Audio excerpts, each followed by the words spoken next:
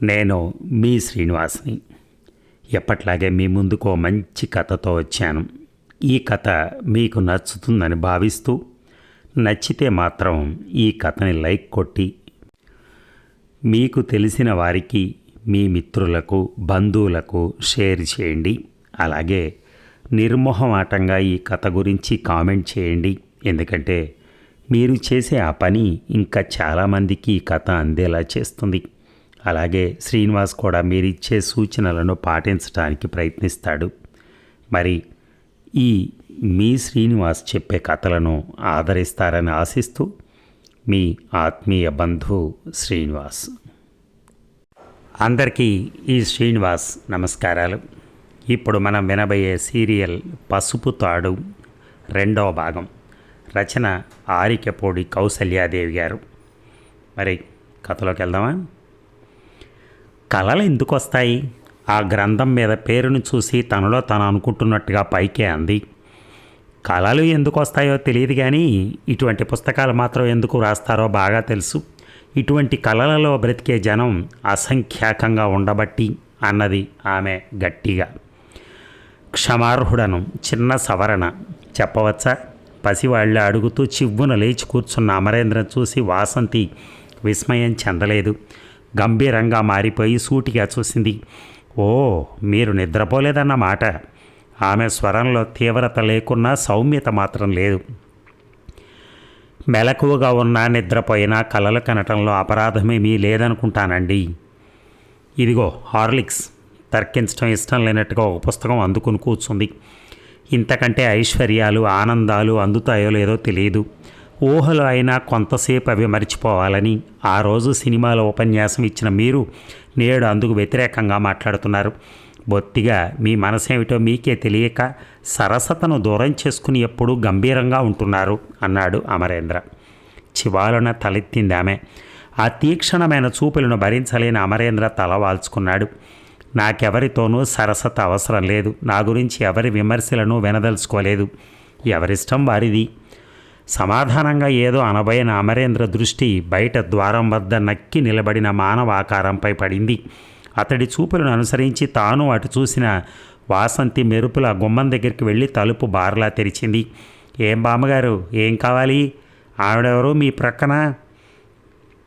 అంత ధాటిగా అడిగేటప్పటికీ అది విననట్టే గబగబా తమ తమ వాటాల్లోకి తరిమినట్టుగా పారిపోయారు వారు. అన్కల్చర్డ్ బ్రూట్స్ కోపంగా అనుకుంటూ తిరిగి వచ్చి కూర్చున్న ఆమెతో అమరేంద్ర అన్నాడు. నాకింకా ఈ రాత్రికి జ్వరమేమీ రాదులేండి, పర్వాలేదు, మీరు వెళ్ళిపోండి. అతడి మొహం కలర్ తరిగి ఉండటం కూడా గమనించిన వాసంతి నిర్లక్ష్యంగా చూసింది. తెలుసు మీరెందుకు అలా అంటున్నారో. నేను పిరికిదాన్ని కాను, నేను వెళ్ళను. స్థిరంగా పలికిన ఆ తీరు అమరేంద్రను చకితుణ్ణి చేసింది. తలవాల్చి తిరిగి తన పుస్తక పఠనంలో లీనమైపోయిన ఆమెను తదేకంగా చూశాడు కొంతసేపు.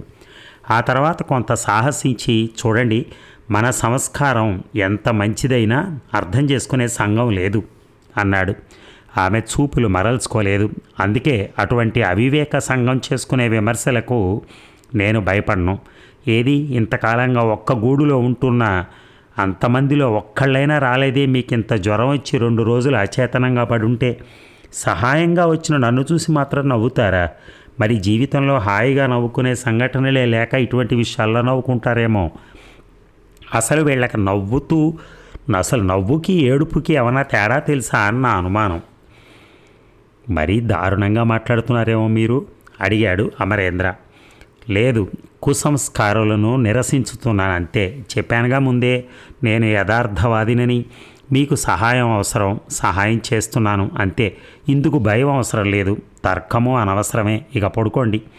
మనస్ఫూర్తిగా ఆజ్ఞను శిరస వహించాడు అమరేంద్ర. అతని మనస్సు ఆనంద తరంగితమైంది. కనులు మూసుకున్నాడే కానీ అనేక ఆలోచనలు. ఈ అమ్మాయికి నాపై ఎంత అభిమానము, ప్రేమ లేకుంటే ఇంతగా సేవ చేస్తుంది నాకు. లోక అపవాదానికి భయపడటం లేదంటే అర్థం ఏమిటి? ఏమి నా అదృష్టం? ఇక కమ్మని కల కరిగిపోయింది. తెల్లవారినదని కాకులు సూచనలిస్తున్నాయి. గుడ్ మార్నింగ్ మిస్టర్ అనే కోకిల స్వరం వినరాగలదనే గల గంపెడాశ నిరాశ అయిపోయింది. జ్వరం రాలేదు కదా అని అడిగి రమ్మన్నారు అయ్యగారు. మంచినీరు తెచ్చే పనివాడు గరగరమంటున్న కంఠంతో కుశల ప్రశ్న వేశాడు. హతాశుడయ్యాడు అమరేంద్ర. రాత్రి ఆమె కూర్చున్న కుర్చీ ఇప్పుడు ఖాళీగా ఉంది. ఆ అమ్మాయి గారు ఇక్కడి నుంచి ఎప్పుడు వెళ్ళిపోయారా గోపి? ఎదురు ప్రశ్న వేశాడు. ఇంతకుముందేనండి, నేను వచ్చి పిలిచేసరికి పొద్దుటేలా ఆ అమ్మ ఇక్కడ ఈ కుర్చీలో కునికిపాట్లు పడుతున్నారండి. అలాగా? ఆలోచనల్లో పడ్డాడు అమరేంద్ర. ఆమె చాలా ధైర్యస్తురాలు, తెల్లవారులు ఇక్కడే కూర్చున్నదన్న మాటేగా. ఆ ఊహలను చదివినట్టే గోపి ముసిముసి నవ్వులు నవ్వుతూ దగ్గరగా వచ్చాడు. మరే అయ్యగారు, ఆ అమ్మాయి గారికి అని ఏదో చెప్పబోయి మాటల మధ్యలో ఆపేశాడు అమరేంద్ర మౌనం చూసి. ఓ మాట శబ్దున అయ్యగారు, ఏదో చెప్తూనే ఉన్నావుగా. అంత ధాటిగా అడిగినప్పటికీ అది విననట్టే గబగబా తమ వాటాలలోకి తరిమినట్టే పారిపోయారు వారు. అదేనండి, ఆ కొత్త అమ్మాయి గారికి మీరంటే వాళ్ళ మాలిన అభిమానం అనుకుంటా అండి. ఈ 2 రోజులుగా మిమ్మల్ని. చెప్పు, ఆపేశావే? గోపి సిగ్గుపడుతూ ఆడపిల్లల్లాగా మెలికలు తిరిగిపోయాడు. ఆరికి మీరంటే శానా ఇదండి, అందుకే ఈ 2 రోజులు అలా ఒగ్గకుండా ఇక్కడే కూర్చున్నారు. అమ్మ బాబోయ్, మర్చిపోయాను, నన్ను కాఫీ పట్టుకెళ్ళమన్నారండి. పరుగున పోయి 2 నిమిషాల్లో తిరిగి వచ్చాడు గోపి కాఫీ కప్పుతో. పత్యం భోజనం ఆ అమ్మగారే పంపుతారట. ఎందుకు? శ్రమ వద్దని చెప్పు. మాట అందిన తక్షణమే వచ్చేసింది వాసంతి సుడిగాలిలాగా. శ్రమ ఎటు పడ్డాను 2 రోజులు, మరో 6 రోజు శ్రమ, అంతే కదా. అయినా మీకేం తెలుసు మీరు చెప్పటానికి? ఇవాళ భోజనం అది కాదండి, అవతల పౌల్ట్రీ చూసుకోవడానికి వెళ్ళాలి. వచ్చే దారిలో ఎక్కడో హోటల్లో తినేస్తాను. పనికి రాదు, మీ కోళ్ళు కోడిగురుడ్ల లెక్కలు అన్నీ రేపటి నుంచే, కదలకండి ఇక్కడి నుంచి. వచ్చినంత వేగంగా వెళ్ళిపోయింది వాసంతి. అమరేంద్ర తనలో తాను నవ్వుకున్నాడు. మనస్సున ఏ మూలనైనా అనుమానం ఉంటే అది కూడా మాసిపోయింది. ఆమె తనను ప్రేమిస్తోందనే విషయం ఖచ్చితంగా చెప్పగలడు. నేను చెప్పలేదండి, ఆరికి మీరంటే. గోపి ఇంకా మెలికలు తిరిగిపోతూనే ఉన్నాడు. ఏడిసావలే, పోయి నీ పని చూసుకో. చిత్తం. అమరేంద్ర హృదయం నిజంగా మహదానందంగా ఉంది. ఆహా, ఎంత అదృష్టవంతుడిని. ఈ జ్వరం మరో 4 రోజులు ఉండక అప్పుడే ఎందుకు తగ్గిపోయింది అన్నాడు వాసంతి తెచ్చిన భోజనాన్ని తీసుకుంటూ. పుస్తకం చేతబట్టి ఆమె కుర్చీలో కూర్చున్న తీరు చూస్తే అతని మాటలు ఆమె విననట్లే ఉంది. నాకు వడ్డించకుండా అక్కడ కూర్చున్నారే? అన్నీ మీ ఎదుటే పెట్టాను, వడ్డించుకోండి. అతని వైపు చూడకనే సమాధానం ఇచ్చింది. అతను కొంచెం ఆలోచించాడు. ఉపాయం దొరికింది. ఈ కూర పచ్చడి చాలా బాగున్నాయి, మరి కొంచెం తెస్తారు? వాసంతి తీక్షణంగా చూసింది. అంతే, పత్యపు తిండి బకాసురుడి బాబులాగా తినకూడదు. వెంటనే విపరీతంగా నవ్వొచ్చి పలమారిన అమరేంద్ర వద్దకు వచ్చి ఆమె ఆత్రంగా లేచొచ్చి మంచినీరు అందించి అతడు సాంత్వన పడే వరకు పక్కన నిలబడింది. అతను చిరునవ్వు నవ్వాడు. నిజంగా ఈ కూర ఏం బాగుండలేదు, అందుకే అడిగాను. జ్వరం వచ్చిన వాళ్ళు అదే తినాలట, బాగుండకపోయినా. అయినా బాగున్నదనే స్తోత్రం ఎవరికి కావాలి కనుక? స్తుతించాలని కాదండి, ఆ వంకన మీరు దగ్గరగా కూర్చుని హాయిగా మాట్లాడుతూ వడ్డిస్తారని. దురదృష్టం. కాకపోతే ఈ జ్వరం అప్పుడే తగ్గిపోవాలా? అసలే గంభీరంగా ఉండే వాసంతి మొహం మరింత గంభీరంగా మారిపోయింది. అదేం జబ్బు, అటువంటి ఆలోచనలు వస్తున్నాయి? సమాధానం ఇవ్వకుండా కొంటెగా నవ్వాడు అమరేంద్ర. వాసంతి వదనంలో చీకాకు స్పష్టంగా కనిపిస్తోంది. ఇటువంటి వింత జబ్బులుంటే ఆ వెంటనే నాకు చాలా విసుగు. వెళ్తున్నాను. తిరిగి చూడకుండా విసవిస వెళ్ళిపోతున్న ఆమెను చూసి హాయిగా నవ్వుకున్నాడు అమరేంద్ర. ఆడవారి మాటలకు అర్థాలే వేరులే. రేడియోలో సందర్భానికి సరిపడిన పాట వస్తోంది. ఇక హలో చేతిలోని నవల మూసి పెడుతూ అప్పుడే వచ్చిన అమరేంద్రను పలకరించింది వాసంతి. ఏమిటి అండనొచ్చారు? పౌల్ట్రీ చూసుకుని వస్తున్నానులేండి. సాధారణంగా పగలంతా ఇక్కడే ఉంటాను, కానీ ఈరోజు కొంచెం బ్యాంకు పని ఉండి వచ్చేసాను. కూర్చో బాబు. అయితే పౌల్ట్రీ అంటే అది కోళ్ల పెంపకం బాపతేగా? బియ్యం బాగు చేసుకుంటున్న సుభద్రమ్మ సంభాషణలోకి జొరబడింది. అదేనండి. అయ్యాయా బ్యాంకు పనులేవో? అయ్యాయి. దారిలో హోటల్లో భోజనం కూడా చేసేసి వస్తున్నాను. హోటల్కి ఎందుకు? మరో 4 రోజులు మా ఇంట్లో తినమంటే వినవాయే. జ్వరపడి లేచిన వాడివి కదా. సుభద్రమ్మ అనునయంగా అంది. పర్వాలేదులేండి, ఎందుకు మీకు ఇంకా శ్రమ. అయితే ఆ కోళ్ళ ఫామ్ మీద పెట్టుబడి ఎంత పెట్టావు? అబ్బబ్బా. వాసంతి బిగ్గరగా విసుక్కుంటూ కూర్చున్న చోటు నుంచి లేచి చీకాగ్గా చూసింది. ఇక్కడ నా కథ ఏమో మంచి రసవత్తర ఘట్టంలో నడుస్తోంది. హీరో హీరోయిన్లో పంతాలతో బెగదీసు కూర్చున్నారు. మీ కోళ్ళు గురుడ్లు లెక్కలన్నీ విని చీదర పడలేని ఇప్పుడు నేను ప్రశాంతంగా చదువుకోవాలి అంటూ ఇక అక్కడ ఆక్కుండా పక్క గదిలోకి పోయింది కోపంగా. అమరేంద్ర మందహాసంతో చూశాడు. చిన్న చిన్న పూల అద్దకంతో ఉన్న లేత పసుపు రంగు మ్యాక్సీలో విరబోసుకున్న జుట్టుతో చిరు కోపం కూడా భూషణమే అయి అలరారుతున్న రూపంతో ఉన్న ఆమెను మరీ చూడాలనున్న అమరేంద్ర ఆమె విసుగుదలను లెక్క చేయలేదు. పెట్టుబడి పెట్టావు, ఆదాయం ఎంత వస్తుంది అని అడుగుతున్నాను అబ్బాయ్. సుభద్రమ్మ తన ప్రశ్నని జ్ఞాపకం చేసింది.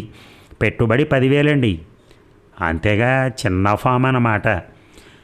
అంతేకాదులేండి, బ్యాంకు వారు మరి కొంత అప్పిచ్చారు. అంతా కలిపి ఎంతైతేనే బ్యాంకు రుణాలు వాయిదాల ప్రకారం జమ కట్టవలసిందేగా, చప్పరించేసింది ఆమె. కొంతవరకు తీరిందనుకోండి, పూర్తిగా విముక్తి అయ్యి నికర ఆదాయం కనిపించడానికి మరొక 2 ఏళ్ళు తీసుకుంటుంది. అబ్బా, అంతవరకు ఇలా లెక్క పెట్టుకుంటూ బతకవలసిందేనా? తప్పుతుందా అండి? కష్టే ఫలి అన్నారు కదా. ఒక్కడనే కనుక ఖర్చులు తక్కువే.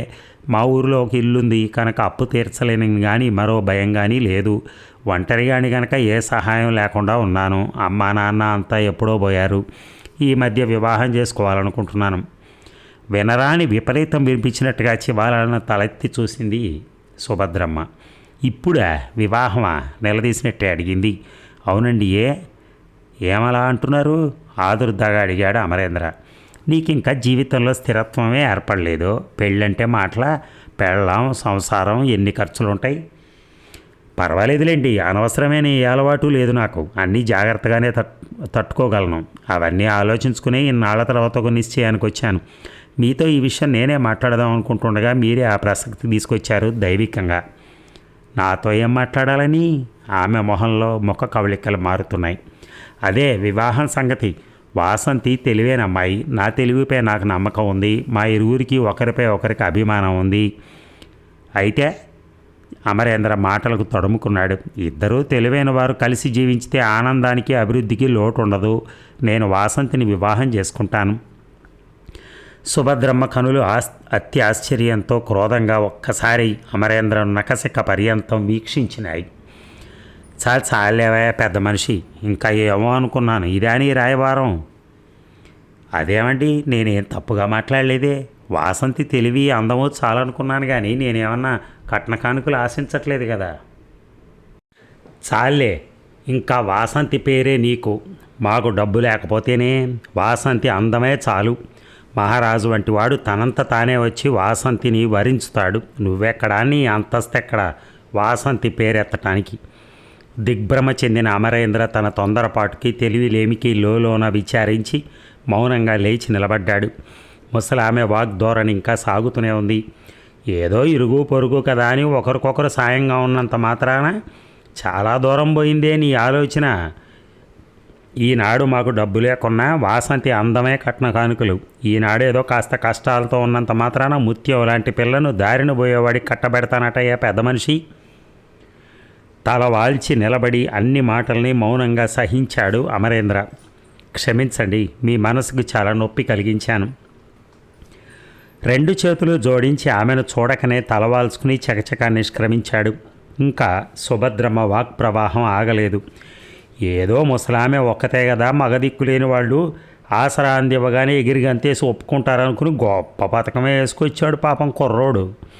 గడప దాటి వసారాలు నడుస్తున్న అమరేంద్ర ఆగి వెనక్కి చూశాడు. లోపల మూసిన తలుపులు మూసినట్టే ఉన్నాయి. ఈ జరుగుతున్న సంభాషణ ఏమీ పట్టించుకోనంతగా కథలో లీనమైపోయి చదువుకుంటోంది ఆ వాసంతి. తన గదికి చేరి ఉస్సూరుమంటూ కూలబడ్డాడు. దప్పికగా ఉన్న మంచినీరు తీసుకుని తాగే ఓపిక కూడా లేకుండా పోయింది. చేతులారా కొని తెచ్చుకున్న అవమానానికి లోన చింతించుతున్న అతడు సుడిగాలిలో వచ్చిన వాసంతిని చూసి నివ్వెరపాటు పొందాడు. నేను అంతా విన్నాను, నిలబడే చెప్పింది. తల్లి వదిలిన చివాట్లు విన్నాను. ఇక ఈమెగారి వాగ్బాణాలు వినాలి కాబోలు. కూర్చోండి అన్నాడు ప్రకాశంగా. తన స్వరం తనకే నిస్సత్తువుగా వినిపించింది. నేనంతా విన్నాను లోనుంచి. సరళంగా కఠినంగా కూడా లేని ఆ స్వరాన్ని బట్టి ఆమె ఆంతర్యమేమిటో ఊహించడం అతడికి సాధ్యం కాలేదు.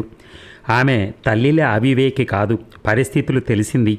నాపై అభిమానం కలది. అందుకే అంగీకారం తెలపడానికి వచ్చిందేమో. మనసులో ఆనంద తరంగాలు చెలరేగి ముఖంలో పోయిన కళ వెయ్యింతలై తిరిగి చేరుకుంది. మా అమ్మ చెప్పినట్టుగా నా కొరకు ఏ మహారాజు రాకుమారుడు రావాలని నేను కోరుకోవటం లేదనుకోండి. గదిలో అటు ఇటు పచారులు ప్రారంభించింది వాసంతి. సందేహం లేదు, ఈమె నన్ను అమితంగా అభిమానించి ఆరాధించుతున్నది. ఈ ఆశాభావనతో వదనం వికసించింది. నాకు తెలుసు వాసంతి, నీ మనసు. నేను అసలు నీతోనే మాట్లాడవలసింది. పొరపాటుగా మీ అమ్మగారితో చర్చించాను. ఎవరితో మాట్లాడినా ఫలితం ఒకటే లేండి, ఖరారుగా ఉంది ఆమె సమాధానం. అనగా ఏమై ఉంటుంది ఏమే అభిప్రాయం? వాసంతి పచారులు ఆపి వచ్చి అతడికి ఎదురుగా నిలబడి సూటిగా అతన్నే చూస్తూ చెప్పింది. వివాహం అనే ఊబిలో నేను దిగదలుచుకోలేదు అమరేంద్ర గారు. ఏమి వినదలుచుకున్నాను, ఏమి విన్నాను? ఈమె నాతో హాస్యంగా కానీ మాట్లాడటలేదు కదా అనుకున్నాడు అమరేంద్ర. అతడు మాట్లాడలేకపోయాడు. వాసంతి తన మాటలను పొడిగించింది. వివాహం గురించి నేను అప్పుడప్పుడు ఆలోచించకపోలేదు. అయితే వివాహం అంటే యుగళగీతాలు, రంగురంగుల డ్రెస్సుల్లో పర్వత సానువులపై వెర్రిగంతులు కాదని, పెళ్ళంటే బాధ్యతల బండి అని కూడా నాకు బాగా తెలుసు అంది. ఓ, మీరు జీవితం గురించి చాలా నిశ్చితంగా ఆలోచిస్తారన్నమాట. గౌరవం ఇనుమడించినట్టుగా ఉన్నాయి అమరేంద్ర చూపులు. మీరన్నట్టుగా వివాహ బాధ్యతల బండి నిజమే.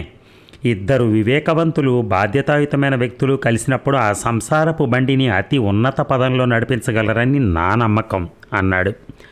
నిర్లక్ష్యంగా పెదవి విరుస్తూ అతడి అభిప్రాయంతో ఏకీభవించలేనట్టుగా తల అడ్డుగా ఆడించింది ఆమె. ఊహలే గుర్రాలైతే ముష్టివాడు కూడా స్వారీ చేయగలడని అన్నాడు షేక్స్పియర్. తెలివితేటలే చాలవు మరి అని అడిగాడు. ధనం, పుష్కలంగా ధనం ఉంటేనే వైవాహిక జీవితం ఆనందంగా గడుస్తుంది. అతడు కొంత చకితుడై చూసి మెల్లగా తన అభిప్రాయం చెప్పాడు. ధనవంతులంతా ఆనందంగా లేరు. పేదవారెందరో హాయిగా ఉన్నంతలో సుఖంగా బ్రతుకుతున్నారు. భాగస్వాముల నడుమ పరస్పర అభిమానము, అవగాహన మాత్రమే ఆనందదాయకమైన జీవితానికి అవసరం. ఆపండి బాబోయ్, ఆపండి, మరి చెప్పవలదు అన్నట్టుగా చేత్తో వారించింది. ఈ సినిమా మాటలు నాకు పడవు. ఏదైనా కష్టమో, తప్పనిసరిగా అవసరమో వచ్చి బాగా డబ్బు అవసరమైందనుకోండి, ఈ బాధను, అవసరాన్ని, ఈ అభిమానాలు, అవగాహనలు ఎలా ఉద్ధరిస్తాయో చెప్పండి కాస్త. అమరేంద్ర మాటలకి తడుముకున్నాడు. ఆమె విజయ గర్వంతో చూసింది. సంసారం బాధ్యతల బండి అని మీరే అన్నారు. ఆ బండిని చచ్చి చెడి ఆపసోపాలు పడుతూ లాగే ఎద్దులు కాకూడదు భార్యాభర్తలు. అది ఊహలో కూడా నేను భరించలేను. లేమిలో నిత్యావసరాలు ముళ్ళై పొడుస్తూ బ్రతుకు బండిని ముళ్ళబండిగా మార్చేస్తాయి. జీవన రథం పూల విమానంలా హాయిగా దూసుకుపోవాలి అంటే పుష్కలంగా ధనధాన్యాలు అవసరం. అందుకే నేను ధనవంతురాలనైతేనే వివాహ విషయం ఆలోచించేది, లేకుంటే లేదు. మెడలో ఒక పసుపు తాటితో బాధ్యతలే వస్తాయి కానీ సుఖాలు వచ్చేస్తాయా?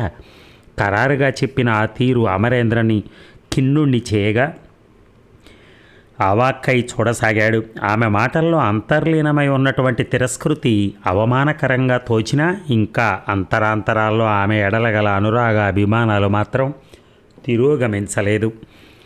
జీవితాన్ని గురించి అనవసరమైన విపరీతాలు ఊహించుకుని భయపడకూడదు అన్నాడు ఆమెలోని అభిప్రాయాలను తన వాదనతో మార్చే ధోరణిలో. పసుపుతాడు మీరు తీసి పారేసినంత తేలిక కాదు, చాలా పవిత్రమైంది. ఆధారం లేని ఆశలతో అనవసరంగా జీవితం అనే ఊబిలో దిగకూడదు. ముఖ్యంగా కలిమి లేని వాళ్ళు. లేమిలో సంసారం కష్టాల కొలిమవుతుంది. మెడలోని పసుపుతాడు ఉరిత్రాడవుతుంది. మహదైశ్వర్యాలు లేకపోవచ్చు కానీ మరీ లేమిలో లేం మనం. పక్కున నవ్వింది వాసంతి. మధ్య తరగతి ఈతి బాధలే మంగళవాద్యాలని మనసుని మభ్యపెట్టుకుంటూ బ్రతికేగల ఓర్పు మీకుంటే అభినందనలు. Try your luck. కానీ నేను ఆత్మవంచన చేసుకుని మరికొన్ని ప్రాణులకు జన్మనిచ్చి ఆ లేమి బాధలని వృద్ధి పొందించలేను. లేమి అనేది కూడా ఒక జాడ్యమే. క్యాన్సర్ వంటి భయంకర వ్యాధిగ్రస్తులు ఎలా వివాహానికి, సంతానాభివృద్ధికి అనర్హులో అలాగే మన వంటి వాళ్ళు కూడా. జబ్బులను వృద్ధి చేయటము పాపము, లేమిని వృద్ధి చేయటం అంతే పాపం నా ఉద్దేశం. మరి గుడ్ బై అని ఆమె విసవిసానడిచింది.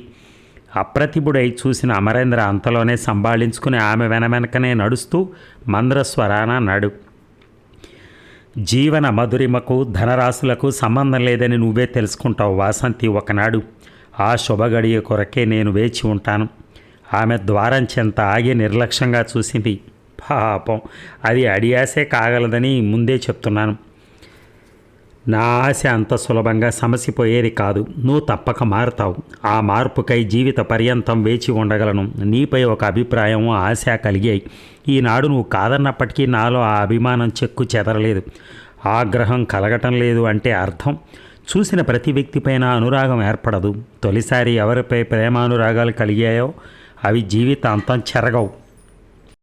విస్మయంగా వింటున్న వాసంతి అంతలో విసుగ్గా చూసింది.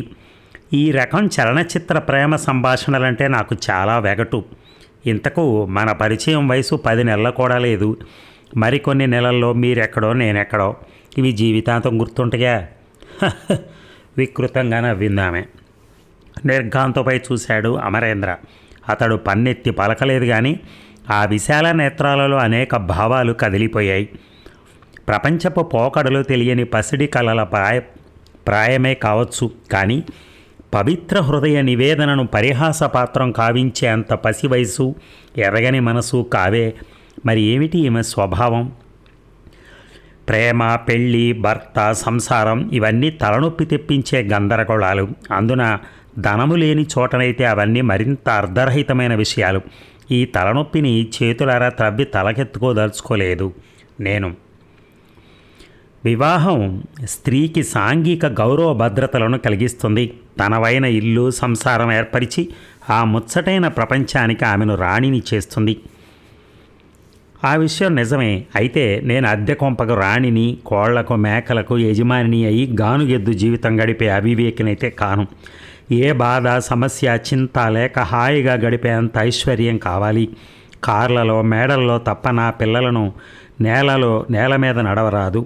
వాళ్లకు అందని ఆనందము, తీరని కోరిక, లేని దర్జా అంటూ ఉండరాదు. అదండి మరి ఈ రెండో భాగం.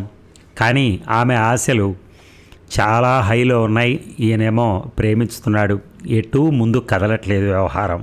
కానీ ఆమె అయితే క్లియర్గా చెప్పేస్తోంది, నాకు ధనవంతుల్నే పెళ్లి చేసుకోవాలనుంది అని. కానీ ముందు ముందు ఏం జరుగుతుందో మరి. ఆ ధనవంతుణ్ణి పెళ్లి చేసుకున్న ఆమె ఎలా ఉంటుందో ఏమిటో. ఇవన్నీ మనం త్వరలో మిగతా భాగాల్లో విందాం. Thank you.